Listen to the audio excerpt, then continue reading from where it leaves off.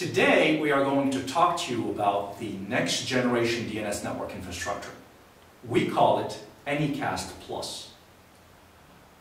Most legacy DNS providers will typically deploy either a unicast or an Anycast network. Now, both types of networks have their pros and their cons. The approach we'll be discussing today combines the best characteristics of Anycast and unicast. Over the next few minutes, we will look at the relative strengths and weaknesses of both Anycast and unicast and see what happens when a next generation network is able to leverage their respective characteristics. So first, let's take a look at what most companies really want from their DNS providers. So number one, of course, is resiliency. The system has to be stable. It has to be there. Always. 100% of the time. Not 99.999, not 6 nines, not 7 nines. It has to be up. It has to be available. It has to be functioning all the time. Number one, resiliency. Now let's move on to number two. People want performance. So in DNS, performance is typically about DNS resolution time, replication time, and propagation time. But for most, DNS resolution time is key. How quickly will that domain name be turned into an IP address? Will it be 80 milliseconds or 180? Now, it's only a 100 millisecond difference, right? If you think that 100 milliseconds won't matter, think again. Why is that? Well, it turns out that the average web page today requires 11 different DNS resolution requests. Furthermore, we can now routinely find pages on the web that will make 40 or even 50 DNS requests. So those hundreds of milliseconds quickly can turn into several seconds of latency when loading one of these rich, complex web pages. So you can see why performance, and especially resolution time for DNS, is absolutely key. So number two was performance. And of course, the number three thing that most people want out of their DNS provider is security, right? So is the DNS platform secure? Are the correct records returned to the client? Can a DNS network withstand a DDoS or distributed denial of service attack? Will legitimate traffic still be able to get through during such an attack? Obviously, the answer to all these security questions has to be an unequivocal yes. Security is key. So, it's about resiliency, performance, and security.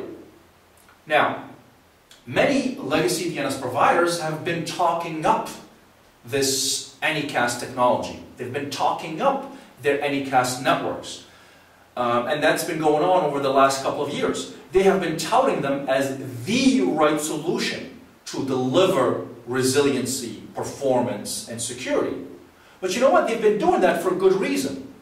Because Anycast has some definite advantages over unicast. So let's take a quick example and see how that is the case. So in the case of unicast, what you typically have is a name server that is tied to an IP address. Let's label it the U here. And that is present in a particular physical location. And any client or resolver will simply try to get to it. Now, from a performance perspective, the closer the resolver is to it, the faster that resolution time will be. So if you're coming in from farther away, things will be slower. If you're coming in from the other coast, that will take quite a bit longer. That's simply the way that the internet works. Typically, more distance means more time, more latency. So imagine having to come in all the way from Europe. Now, Anycast tends to solve that problem. How so?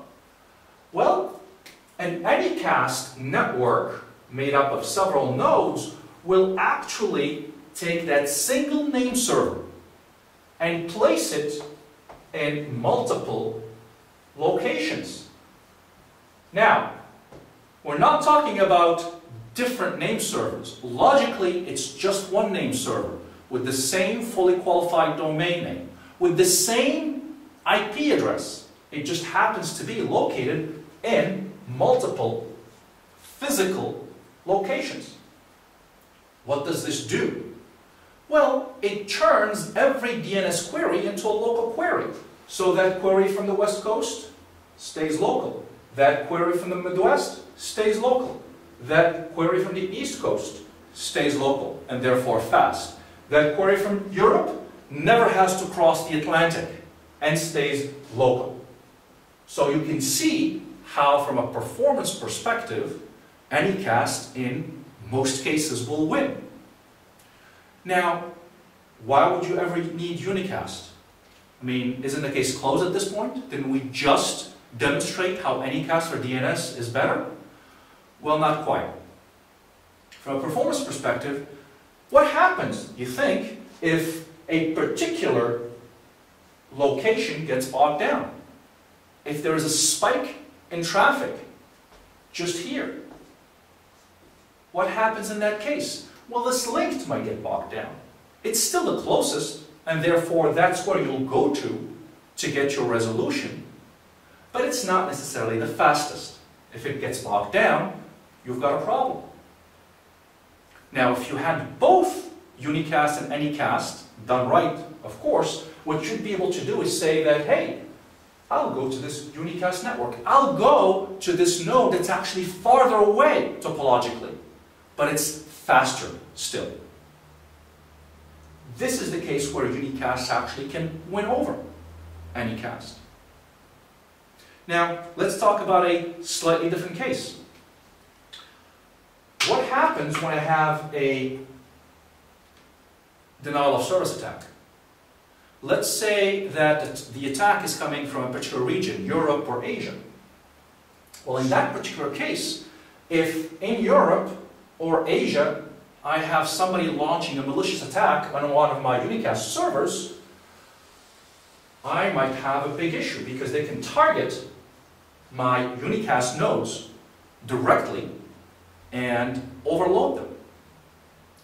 Now, with Anycast, that simply doesn't happen because they cannot reach this Anycast node.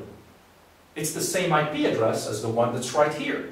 So all of that malicious traffic coming in from Europe will actually go to the closest instantiation of that name server. They cannot reach the other one. What does that mean? Well, that means that while this particular node might get overwhelmed, the rest of my network is just fine. These nodes won't even know that this attack is actually happening. And life goes on. So once again, didn't we just demonstrate that Anycast is better? Well, in a sense, yes. But what about that legitimate traffic? What about the legitimate traffic that's coming in from this particular region? If I only have an Anycast network, I've got nowhere to go. This traffic may never be able to get there. But what if I had a combination, a next generation Anycast Plus network that combines Anycast and unicast?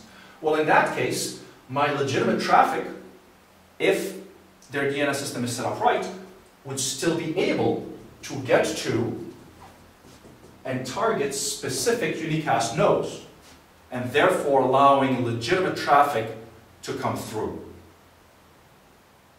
So, for best resiliency, performance, and security, what should you go with? Anycast or unicast for your DNS? Well, the answer, of course, what we've seen is it's both. Now, let's not just think that we can throw a few unicast nodes amongst an Anycast network and call it a day. That's not the way it works. you have to have an optimized mix of unicast and anycast networks working together the right way in order to get to this Anycast plus type of an overall network. The juxtaposition of unicast and anycast nodes must be optimized for internet traffic, for example, for query volume, query origination, and the ongoing fluctuations in performance across the internet. All these nodes must sit in tier 1 data centers with multiple redundant upstream providers. That's when the combination of unicast and anycast can become the next generation Anycast plus network. So, for the ultimate DNS network, is it Anycast or unicast? Of course, it has to be unicast and anycast. Thank you very much for your attention.